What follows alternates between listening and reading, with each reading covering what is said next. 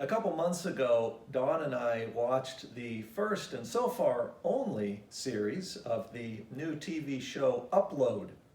The show is set in not too distant future America, where self-driving cars are the norm and where entrepreneurial tech companies compete for the emerging market of the virtual afterlife. The basic premise is interesting, but it's not novel. It belongs to a decades-old field of study called transhumanism. Transhumanism proposes that scientific and technological advances, especially in computers, genetics, and artificial intelligence, will make it possible one day for the human to transcend itself, to evolve beyond limitations that are basic to our biochemical life. One form of transhumanism, represented in Upload, argues that human existence more or less amounts to a history of sensory input and response that is regulated by and recorded in the brain. If we can find the right model to represent how the brain works, then we can code a person's life history and replicate it within a computer world. We can upload their memories, stored experiences, and patterns of behavior into a software program that continues to feed sensory input into the person's brain file, if you will, as if the person was receiving these data through their eyes, ears, nose, mouth, and hands. And the software can give the person a digital body, an avatar, so that they can continue to respond as if they were walking around in a biological body, tricking the brain into thinking that nothing has really changed. In this way, a person can live forever after they die in the hardware of a computer. This version of transhumanism transfers what is often thought of as heaven into a virtual utopia.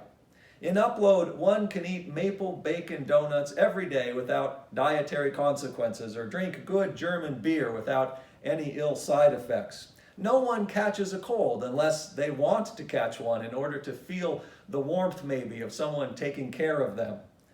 But the show also explores some of the dystopian potentials of a digital afterlife. What if your family, who is paying the tech company for your afterlife, runs low on funds?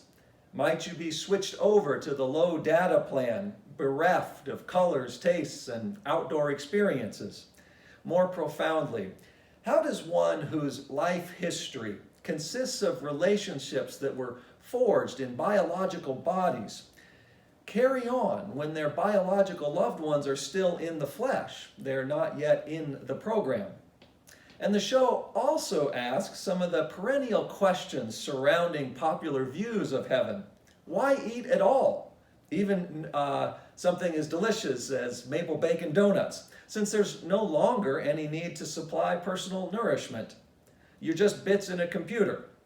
If there's no eating, then there's no digesting, no going to the bathroom, no passing gas. But can humans even recognize themselves if such basic functions of their biology just simply cease? In what sense are we human anymore? Things get pretty silly pretty quickly. In fact, whether it intends to do so or not, Upload shows that a great deal of what we think of often as heaven really turns out to be the fantasy of immortality, the faulty desire to extend our current existence indefinitely. This view downplays the fact that we are biologically interdependent. It reductively imagines that we can extract ourselves from the web of biochemical life without any real consequences. It gets fuzzy about things like our feelings of energy and excitement, which rely not just on sensory input, but also on lungs transferring oxygen into our red blood cells and other cells metabolizing food. It never really answers the heavy questions like whether mere immortality is even worth pursuing, because even in a transhumanist heaven, the possibility of accidents and malice and great suffering endures. Ethical challenges are not suddenly solved in the hardware of a computer. The Bible presents a very different view of heaven. Heaven is uninterrupted harmonious fellowship in renewed bodies. The source of biochemical existence goes to its farthest reach, to the grave, so that there is no part of our biology beyond God's reach, beyond the possibility of rebirth.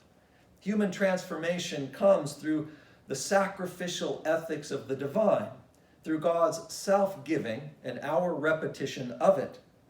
Ironically, as we set aside the pursuit of personal transcendence and instead make space within our lives for another through grace and forgiveness, risking our biology perhaps even to do so, our lives are reborn and we enjoy a foretaste of heaven.